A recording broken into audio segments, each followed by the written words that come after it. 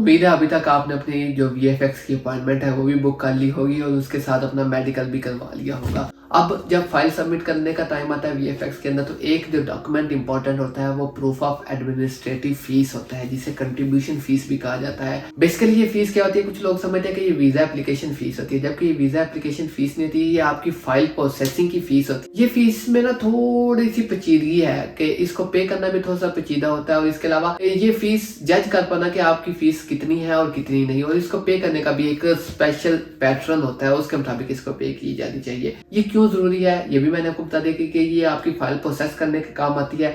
इसके बाद इसको पे कैसे करना होता है, ये ना एक वेबसाइट है यानी IBZ की ना, वो मैं डिस्क्रिप्शन में मेंशन कर रहा हूँ। ये 1 जनवरी जब भी आती है एक नए साल की, तो ये कंट्रीब्यूशन फीस इंक्रीज होती जाती है। मुझे नहीं पता आप वीडियो कब देख रहे हैं, मैं डिस्क्रिप्शन में लिंक मेंशन कर दूंगा, आप लिंक पर जाएं, देखें कितनी कंट्रीब्यूशन फीस वो उस वक्त चार्ज कर रहे हैं, तो फिर उसके मुताबिक आप पे करें। अब ना कंट्रीब्यूशन फीस में 2 तरह की डिवीजन आ जाती है, एक प्राइवेट स्कूल की और एक पब्लिक स्कूल की।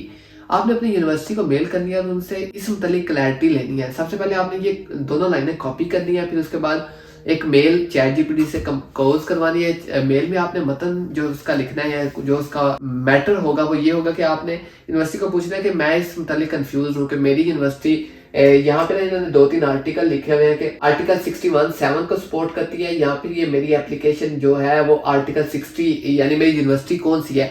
आपने यूनिवर्सिटी से इस मुतालिक क्लैरिटी लेनी है कि वो पब्लिक है या प्राइवेट है। फिर वो आपको क्लैरिटी देंगे कि आपने 251 यूरोज, ये मैं अभी मौजूदा बता रहा हूँ 2026 का जो अभी तक की वेबसाइट के ऊपर है, 251 यूरोज पे करने हैं या 202 यूरोज आपने पे करने हैं। तो ये डिपेंड करता है आपकी जो यूनिवर्सिटी है उसके ऊपर। तो आपने यूनिवर्सिटी से पहले पूछना है, फिर आपने एडमिनिस्ट्रेटिव फीस पे करनी है। अब एडमिनिस्ट्रेटिव फीस कैसे पे करनी है, इसी वेबसाइट के ऊपर आप थोड़ा सा नीचे स्क्रॉल करेंगे तो यहाँ पे उन्होंने लिखा हुआ है पेमेंट ऑफ द फीस। यहाँ पे उन्होंने एक बेल्जियम का बैंक अकाउंट दिया हुआ है जिसका उन्होंने सब कुछ डिटेल्स आपको दी है। उन्होंने नीचे लिखा हुआ है कि पेमेंट रेफरेंस आपने देना है, जो कि इंतहाई इंपॉर्टेंट है, आप इसको हरगिज मिस नहीं कर सकते। इसमें उन्होंने बोला है कि आपका पहले नाम, फिर आपका लास्ट नेम, फिर उसके बाद आपकी नेशनैलिटी, फिर उसके बाद डेट ऑफ बर्थ आपकी आनी चाहिए, day month year of the applicant. तो ये एक प्रॉपर पैटर्न के अंदर आपने वहां पे रेफरेंस देना है, फिर आप इसको सबमिट कर सकते हैं। अब यहाँ पे प्रॉब्लम आती है कि पाकिस्तान के अंदर ये छोटी फीस पे कर पाना नामुमकिन है।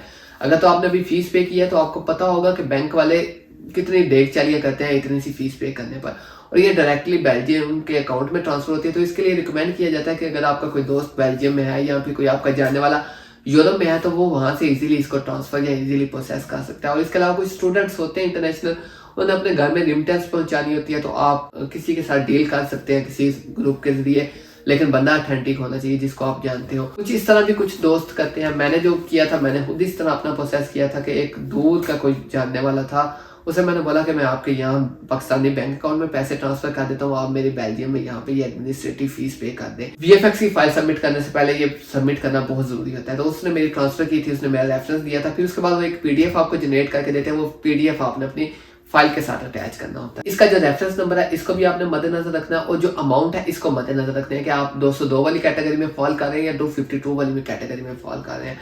ज्यादातर जो स्टूडेंट्स आते हैं वो यूनिवर्सिटीज में आते हैं, यूनिवर्सिटीज जो पब्लिक होती हैं और आर्टिकल 60 को सपोर्ट करती हैं और उनकी कंट्रीब्यूशन फीस 252 ही होती है। एक और चीज जो मैंने अक्सर ऑब्जर्व किया है कि जब आप ने अप्लाई करना है तो आपने डेफिनेटली यूनिवर्सिटी में अपनी एप्लीकेशन फीस सबमिट करनी है, आपने एडमिनिस्ट्रेटिव फीस सबमिट करनी है।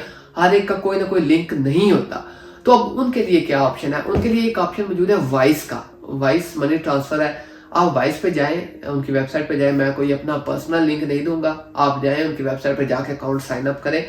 तो उसमें ये फायदा हो जाता है कि आप अपने लोकल बैंक अकाउंट से उस अकाउंट में पैसे ट्रांसफर कर लेते हैं और उस अकाउंट से अपनी पेमेंट कर लेते हैं। इस तरह भी काफी स्टूडेंट्स ने किया है इस इनटेक में। तो आप वाइस के जरिए भी अपनी ये एडमिनिस्ट्रेटिव फीस की पेमेंट कर सकते हैं। फिर मेरा एक मशवरा कि किसी भी पेमेंट के मामले में आपने पैनिक नहीं होना, आपने सोच समझ के डिसीजन लेना है। आप एक ऐसी जगह पर आ रहे हैं जहाँ पे आपने रोज के डिसीजन लेने हैं, तो आप अपने आप को बिल्ड करें इन चीजों के मतलब कि आपने डिसीजन मेकिंग पावर आपके अंदर होनी चाहिए। तो आप केयरफुली इनको ऑब्जर्व करें। अब इसके बाद मैं अगली वीडियो में आपको बताऊंगा कि वीएफएक्स में आपने फाइल जो सबमिट करनी है उसमें कौन कौन से डॉक्यूमेंट्स आपने अटैच करने हैं और वीएफएक्स का बेसिकली क्या मतलब। तो उसके बाद इंशाल्लाह हम वीजा क्वेश्चनरी जो फॉर्म है उसके ऊपर बात करेंगे। तो होप्स आपसे मुलाकात होती है अगली वीडियो में। तो अपने लिए भी दुआएं करें और मुझे भी अपनी दुआओं में लाजमी याद रखें। मैं आपको हरगिज़ नहीं कहूँगा कि आप मेरे चैनल को सब्सक्राइब करें। आपका दिल करता है आप करें, आपका नहीं दिल करता तो आप ना करें। इसके अलावा आपके कोई सवाल जवाब हो तो आप मेरा इंस्टाग्राम भी हो सकता है डिस्क्रिप्शन में मेंशन हो, या फिर आप चैनल पे जाके मेरा इंस्टाग्राम निकाल सकते हैं, तो वहाँ पे आप मुझसे कॉन्टैक्ट कर सकते हैं। जो मुझसे हो सकता है वो मैं आपको अपनी अवेलेबिलिटी के मुताबिक लाज़मी गाइड करूँगा।